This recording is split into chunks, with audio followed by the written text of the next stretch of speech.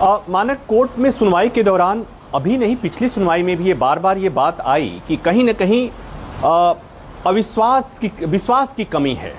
और विश्वास, ये राजनीतिक पार्टियों का चुनाव आयोग में विश्वास की कमी है और इसलिए ये सारा विवाद और सारी बातें आ रही हैं। तो सुप्रीम कोर्ट ने आज अपने तरफ से ये कहा कि जो लीगल सर्विस अथॉरिटी है बिहार की, उसके वॉलंटियर्स का इस्तेमाल किया जाए और उनको इस व्यवस्था में शामिल किया जाए। आपको याद होगा कि पिछली बार की सुनवाई में कोर्ट ने कहा था कि राजनीतिक पार्टियां हो हल्ला तो मचा रही हैं, लेकिन एसआईआर में मतदाताओं के पक्ष में या मतदाताओं के लिए हेल्प करने नहीं आ रही हैं। ये बात तब सुप्रीम कोर्ट ने, और तब सुप्रीम कोर्ट ने जो 12 पार्टियां हैं, मान्यता प्राप्त पार्टियां हैं, जो बिहार की पार्टियां हैं, उनको भी इस मामले में पक्षकार बनाया था। तो आज कोर्ट ने कहा कि ये जो वॉलंटियर्स होंगे, लीगल सर्विस अथॉरिटी के जो वॉलंटियर्स होंगे, वो मतदाताओं की हेल्प करेंगे और साथ ही साथ पॉलिटिकल पार्टियों को भी हेल्प करेंगे, मदद करेंगे, ताकि ये जो अपने दावे हैं और जो आपत्तियां हैं उससे जुड़े हुए फॉर्म वो सबमिट करने में वो मदद करेंगे। उसके बाद वो रिपोर्ट सबमिट करेंगे और उसके बाद से जरूरत पड़ी तो कोर्ट उस रिपोर्ट को देखेगा भी।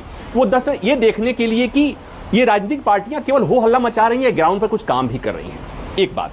दूसरी बात, मानक एक बात और समझने की जरूरत है, वो ये कि आज जो सुनवाई थी और याचिका में जो मुख्य मांग थी वो ये थी कि ये जो आज डेडलाइन खत्म हो रही है दावे और आपत्तियों को लेकर एसआईआर का, उसे बढ़ाया जाए, उसे और एक्सटेंड किया जाए। ये जैसे मामला सुनवाई के लिए आया तो चुनाव आयोग की तरफ से कहा गया कि माय लॉर्ड, इसे बढ़ाने की जरूरत नहीं है, दावे और आपत्तियां तो कभी भी उसे किया जा सकता है और उस पर कोई डेडलाइन नहीं है। अब इसको समझिए कि मानक अगर एसआईआर नहीं भी होता तो भी ये प्रक्रिया सतत चलती रहती है, नए वोटर्स को जोड़ने की और जो हट गए हैं उन्हें हटाने की, जो जिनकी मृत्यु हो गई है उन्हें काटने की, ये प्रक्रिया सतत चलती रहती है।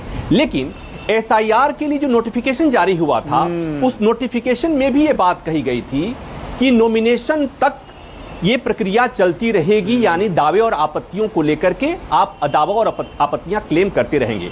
तो चुनाव आयोग ने आज सुप्रीम कोर्ट को ये कन्विंस कर दिया कि माय लॉर्ड, ये तारीख बढ़ाने की, मियाद बढ़ाने की जरूरत नहीं है। क्यों नहीं जरूरत है? कि अगर आपने इसे बढ़ा दिया तो उसके बाद से ये जो फाइनल लिस्ट आने वाली है 30 सितंबर को, वो तारीख फिर बढ़ जाएगी और ये प्रक्रिया चलती रहेगी, ये फिर रुकेगी नहीं और फिर उसके बाद से फाइनल लिस्ट आने में दिक्कत होगी।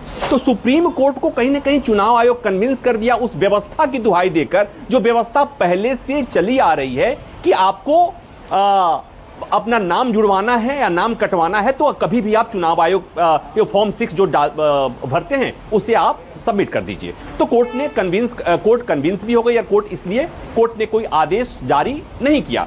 बाद में जो बाकी बातें